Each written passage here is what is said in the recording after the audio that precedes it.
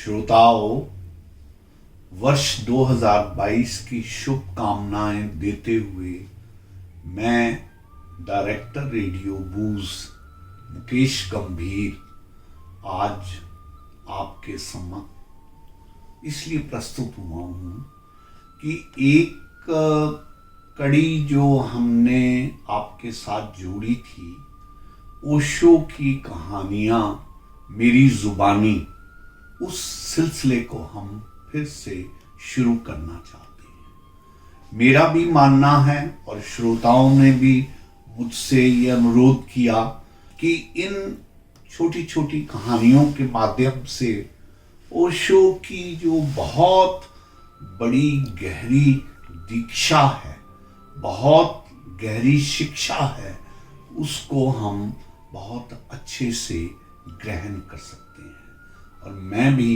इस बात से पूर्णतः सहमत हूँ। तो अपनी इस कड़ी को पुनः जीवित करते हुए आज मैं आपसे जो कहानी कहने जा रहा हूँ उसके अर्थ बहुत गहरे हैं।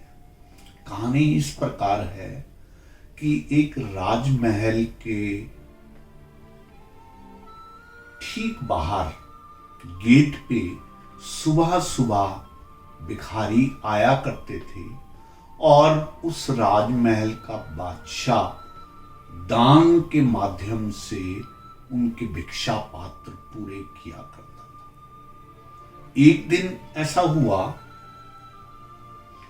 कि बादशाह जब अपने गेट पर पहुंचा तो उसने देखा कि एक भिखारी अपने भिक्षा पात्र को वहां लेकर आया हुआ है और जैसे कि रूटीन में सारों के भिक्षा पात्र में दान डाला जाता था, तभी भिखारी ने कहा कि राजन, मैं भिक्षा उस समय लेने को तैयार होऊंगा जब आप मुझे ये वचन दे देंगे कि जब तक मेरा भिक्षा का पात्र भर नहीं जाएगा तब तक आप मुझे दान देते रहेंगे। ये बात सुन के राजा बहुत आश्चर्यचकित हुआ और बहुत ठाका भरी हंसी भर के उसने कहा, आज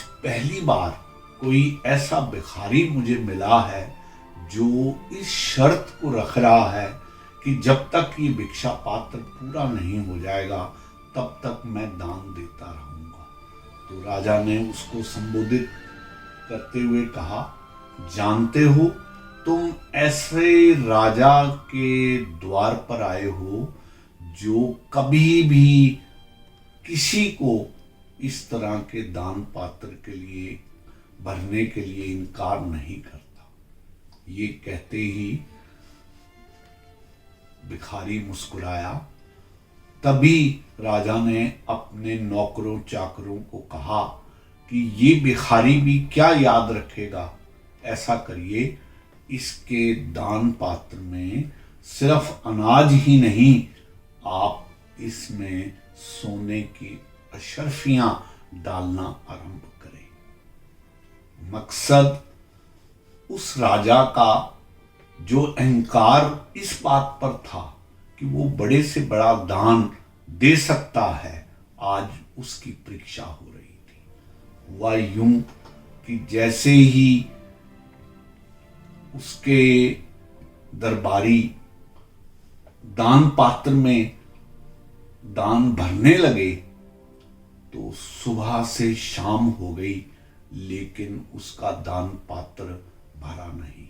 दोपहर होते होते बादशाह भी इस बात के लिए चिंतित हो गया कि ये क्या बात है, और जैसे ही सांझ का समय आया तो बादशाह ने देखा कि उसका पात्र तो वैसे का वैसा ही खाली है।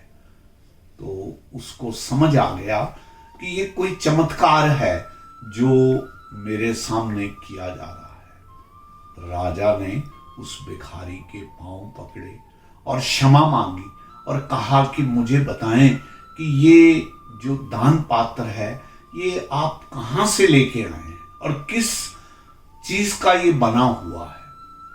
तो भिखारी ने कहा कि ये दान पात्र मुझे शमशान से मिला है और मुझे ये बताया गया है कि ये भिक्षा पात्र मनुष्य की खोपड़ी का बना हुआ है। जैसे मनुष्य का मन कभी भी तृप्त नहीं होता, ऐसे ही ये भिक्षा पात्र है जो कभी भी तृप्त नहीं होता। ये सुनकर बादशाह ने उस भिखारी के पांव पकड़े और क्षमा मांगी।